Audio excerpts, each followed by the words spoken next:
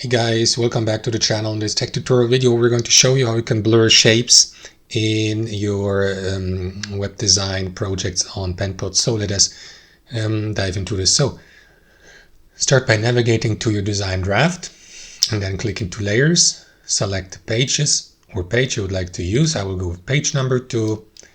And then guys, you can do this for example with photos or with shapes. So for the sake of this tutorial, let me insert an ellipse. Right, like this. So it's not the perfect ellipse, but okay. And then navigate to the design tool here on the right hand side while having the given element selected and click into blur, into that plus button to apply a slight blurring effect. Now, you can increase these by clicking into these 3 dots here, by clicking into these numbers here and move your mouse wheel to increase the blurring intensity.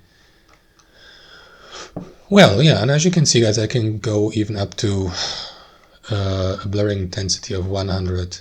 Yeah, it's more than 100%, so that's pretty blurry. And you can decrease it also by entering a value here like 20. Press enter, and that's also going to change the blurring intensity. That's how it works. Hope you enjoyed it, got some real value from it, and we'll catch you later.